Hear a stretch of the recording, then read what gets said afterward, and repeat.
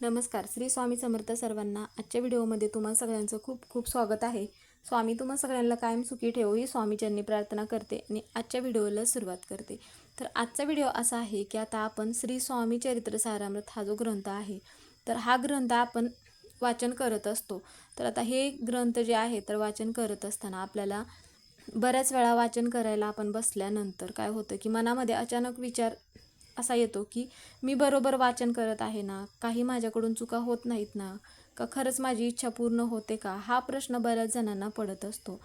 कारण की असा एक नियम असतो की म्हणजेच की श्री स्वामी चरित्र सारामृत वाचन करत असताना आपण कोणत्या गोष्टी लक्षात ठेवल्या पाहिजे, कोणते नियम आपण पाळले पाहिजे आणि सर्वात महत्त्वाचं म्हणजेच की वाचनामधून आपल्या मनातील जी इच्छा आहे तर ती इच्छा पूर्ण होण्याचं काय कारण आहे, कशामुळे आपली इच्छा ती पूर्ण होईल.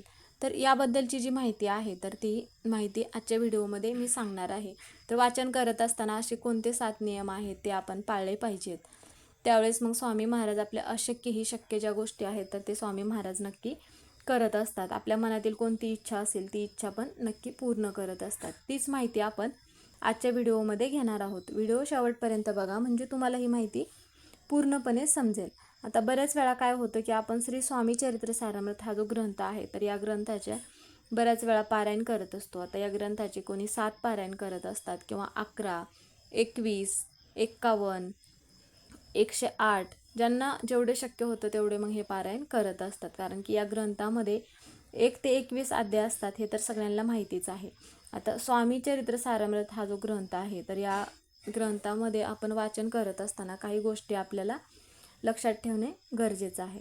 तर बऱ्याच वेळा काही जे लोक आहेत तर ते नित्यपाठ पण करत असतात. म्हणजेच की ज्यांना पारायण करणं शक्य होत नाही तर ते लोक नित्यपाठ करत असतात. त्याचबरोबर स्वामींचा जो जप आपण करत असतो तो सुद्धा आपण मनोभावे करत असतो. मी इतकं म्हणजेच की मनासारखं म्हणजेच की मनोभावे जप करत आहे किंवा मग मी मनोभावे वाचन करत आहे. तर अशा वेळेस काय होतं की सुरुवातीला बऱ्याच वेळा असा प्रश्न पडतो की नेमकं ज्यावेळेस आपण काही सेवा करण्यासाठी सुरुवात करतो त्यावेळेस मनामध्ये आपले विचार येत असतात की अशा कोणत्या गोष्टी आहेत की ते आपण पाळले पाहिजे, म्हणजेच की असे कोणते नियम आहेत.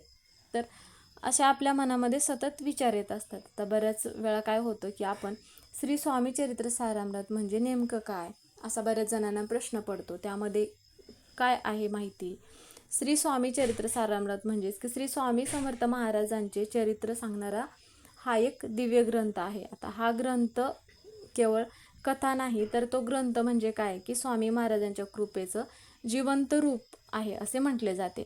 भक्त आपण बऱ्याच वेळा काय होतं की आपण कोणत्याही सेवा मार्गातही हेच सांगितलं जातं कोणत्याही सेवेमध्ये की या ग्रंथामध्ये नित्य वाचनामुळे म्हणा किंवा आपले आयुष्य असेल, आरोग्य असेल, घरामध्ये संपत्ती असेल किंवा संतती असेल किंवा आपल्या मनाची शांती किंवा एखाद्या संकटातून सुटका मिळते असे म्हटले जाते. त्यामुळे मग ज्यांना स्वामी महाराजांवरती दृढ विश्वास आहे तर त्यावेळेसच मग आपल्या मनातील जी इच्छा आहे तर ती इच्छा पूर्ण होते. म्हणूनच गुरु माऊली परमपूज्य आपले जे अण्णासाहेब मोरे आहेत तर यांच्या दिंडोरीमध्ये पण या सेवा मार्गामध्ये पण याच ग्रंथाचं जे नित्य वाचन केलं जातं. कारण की स्वामी समर्थ हे केवळ देव नाहीत तर ते आपले आई वडील आहेत, ते आपले गुरु आहेत, तेच आपले रक्षक आहेत. आणि जेव्हा आपण त्यांच्या चरित्र्याचं वाचन करतो तेव्हा आपल्या मनातला जो अंधार आहे, आपल्या आयुष्यातला जो अंधार आहे तर तो हळूहळू कमी होतो आणि आपल्या आयुष्यामध्ये प्रकाश यायला सुरुवात होत असते. तर आता बरेच वेळा काय होतं की आपण ज्यावेळेस हे नियम पाळत असतो त्यावेळेस मग हे नियम जेणेकरून आपल्याला ज्यावेळेस आपण सेवा करायला सुरुवात करतो त्यावेळेस पहिला नियम म्हणजे काय करायचं आहे की जे 3 अध्याय असतात या ग्रंथामध्ये, तसे तर 1 ते 21 अध्याय असतात, तर 3 अध्याय आपल्याला वाचन करायचं आहे. जेणेकरून आता त्यानंतर मग काय करायचं आहे, आज आपण 1 ते 3 अध्याय वाचन केले तर त्याच्या दुसऱ्या दिवशी म्हणजेच की उद्यापासून आपल्याला तिथून पुढचे 3 जे अध्याय आहेत म्हणजे 3च्या नंतर 4, 5, 6 असे 3 अध्याय आपल्याला वाचन करायचं आहे. तसे तर सुरुवात आपल्याला गुरुवारपासूनच करायचं आहे. कारण की गुरुवार हा जो दिवस आहे तर श्री स्वामी समर्थ महाराज हे जे आपले गुरु आहेत तर त्या गुरुरूपातच आहेत. आणि बऱ्याच वेळा काय होतं की एक छोटासा जो संकल्प आहे तर तो तुम्ही संकल्प पण घेऊ शकता. जरी नाही संकल्प घेतला तरी हरकत नाही, पण स्वामी जे आहे तर हे आपण ज्यावेळेस आपल्या मनोभावे सेवा करत असतो तर त्याचं फळ जे आहे तर ते नक्की देत असतात. आणि दुसरा नियम म्हणजेच की ज्यावेळेस आपण वाचन करत असतो त्यावेळेस त्याचबरोबर आपल्याला ही पण सेवा करायचं आहे की 11 माळी जप करायचा आहे. तर 11 माळी जप नक्की कशा पद्धतीने करायचा आहे, तर आता जपमाळ ही प्रत्येकांकडे असते. तर श्री स्वामी समर्थ या मंत्राचा आपल्याला काय करायचं आहे, 11 वेळा जप करायचा आहे. तर तसे तर 108 मण्यांची एक माळ होती, त्यावेळेस एक जपमाळ तुमची पूर्ण होणार. तसं आपल्याला 11 वेळा जप करायचा आहे. 11 माळी म्हणजे खूप वेळ लागेल असा बऱ्याच जणांना प्रश्न पडतो. त्यावेळेस मग तुम्ही मोबाईलवरती पण किती वेळ म्हणजे किती वेळ जातो, तसं मग अर्धा तास लागतो, किंवा मग ज्यांना दररोज जपमाळ करण्याची सवय आहे त्यांना मग एवढा वेळ लागत नाही. श्री स्वामी समर्थ हा जो मंत्र आहे तर तो खूप शक्तिशाली मंत्र आहे. हा मंत्र आपल्या मनाला आधार देतो, आपली जी भीती आहे तर ती भीती दूर करतो आणि आपल्या घरामध्ये सकारात्मकता वाढवत असतो. त्यानंतरचा नियम म्हणजे की आता तिसरा नियम हा जो आहे तर अहंकार विसरणे.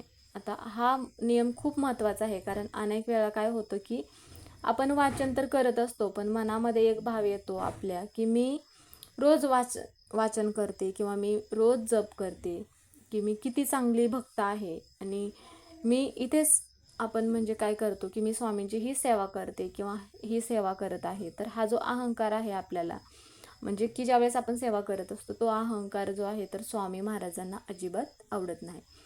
स्वामींना हवी असते तर ती म्हणजे काय की आपण पूर्णपणे नम्र व्हायचं आहे स्वामी महाराजांपुढे आणि मगच सेवा करायचं आहे. स्वामी मी काहीच नाही, तुम्ही जे आहात तर ते सर्व काही आहात माझ्या आयुष्यात, असे मग आपण स्वामी महाराजांना नतमस्तक होऊन त्यांच्या चरणी या सेवा केल्या पाहिजेत.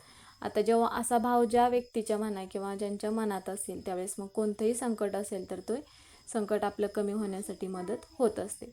त्यानंतरचा नियम म्हणजे शुद्धता पाळणे. आता शुद्धता म्हणजे नक्की स्नान करून स्वच्छ कपडे घालून स्वामी महाराजांचा फोटो असेल किंवा मूर्ती असेल तर त्या मूर्ती समोर बसून मग काही लोक हे वाचन करत असतात. आता बऱ्याच वेळा काय होत असतं की आमच्याकडे वेळ नसतो, पण आमच्या मनामध्ये भक्तीचा जो भाव आहे तर तो खूप शुद्ध भाव आहे.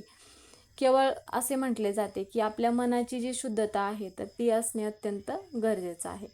आता शांतपणे बसून वाचन करणे, तेव्हा मग त्या आपल्याला शब्दांचा जो म्हणजे वाचन करत असताना त्या शब्दांचा अर्थ समजून घेणे, त्या शब्दांचा आपल्यावरती म्हणजेच की आपल्या मनावरती जो परिणाम होतो तो अत्यंत महत्त्वाचा आहे. आता असे काही लोक असतात की झोपण्यापूर्वी वाचन केलं तर मन शांत होते, झोप चांगली लागते आणि घरामध्ये कलह जे आहे तर ते कमी होतात असे बऱ्याच जणांना वाटते. त्यामुळे बरेच जण संध्याकाळचं वाचन करत असतात. आपल्या मनातील जी इच्छा आहे तर ती इच्छा पूर्ण होते. अशा ज्या काही गोष्टी आहेत तर त्या आपण काय करत असतो की हे नियम न पाळता ज्या सेवा करतो, आपल्या मनामध्ये अहंकार ठेवतो, आपल्या मनाची शुद्धी ठेवत नाही, त्यामुळे मग आपल्याला आपल्या जे इच्छा आहेत तर त्या इच्छा पूर्ण होत नसतात. तर त्यानंतरचा जो नियम आहे तर आता आपण बऱ्याच वेळा काय करत असतो की इतरांना दुखवत असतो आणि मग स्वामी महाराजांपुढे आपली इच्छा कुठलीही इच्छा असेल तर ती इच्छा पूर्ण व्हावी म्हणून स्वामी महाराज मला जे हवंय ते तुम्ही द्या म्हणून अशी प्रार्थना करत असतो.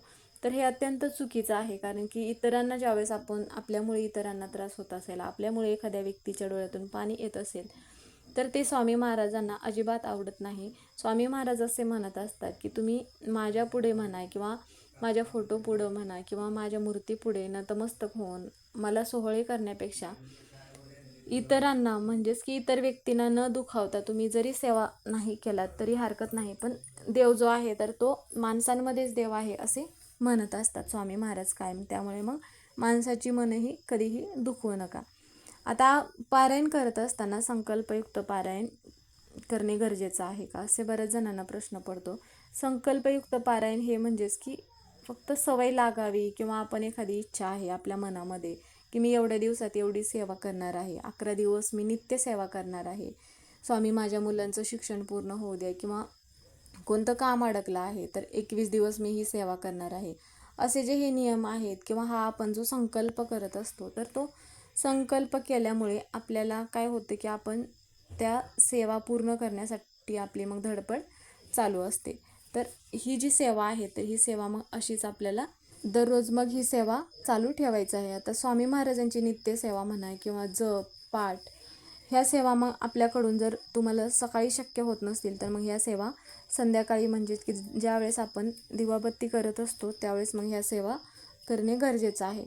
आता अशा काही सेवा असतात की बऱ्याच वेळा काय होतं की घरामध्ये एखादा मुलगा आहे किंवा मुलगी आहे, त्या मुलींचे विवाह जुळून येण्यास अडथळे निर्माण होत असतील तर त्यावेळेस आपण स्वामी महाराजांच्या चरणी नतमस्तक व्हायचं आहे. स्वामी महाराजांना प्रार्थना करायचं आहे की आपल्याकडून काही चुका झाल्या असतील किंवा घरामध्ये मुलांकडून काही चुका झाल्या असतील तर त्याबद्दल माफी मागायचं आहे आणि मग दररोज ह्या ज्या सेवा आहेत तर त्या सेवा आवर्जून करायचं आहे. तर अशा पद्धतीचे जे हे नियम आहेत तर हे नियम जर तुम्ही पाळलात आणि दररोज तारक मंत्र जर म्हटलात तर स्वामी महाराज तुमच्या आयुष्यामध्ये ज्या अशक्य काही गोष्टी आहेत तर त्या नक्की शक्य करत असतात. म्हणून मग तुम्ही ज्या स्वामी महाराजांच्या सेवा करणार असाल तर म्हणजेच की श्री स्वामी चरित्र सारामृत वाचन करत असाल तर हे जे नियम आहेत तर हे नियम आवर्जून पाळले पाहिजे. त्यामुळे मग तुमच्या मनातील कोणतीही इच्छा असेल तर ती स्वामी महाराज नक्की पूर्ण करतात. तर आता तुम्हाला माहिती समजलीच असेल की कशा पद्धतीने मग नियम पाळायचे आहेत. तर व्हिडिओ इथेच संपला. तुम्हाला व्हिडिओ आवडला तर व्हिडिओला लाईक करा. चॅनलवर नवीन असाल तर चॅनलला सबस्क्राईब करा. व्हिडिओला हाईप करायला विसरू नका. व्हिडिओ पूर्ण बघितल्याबद्दल धन्यवाद.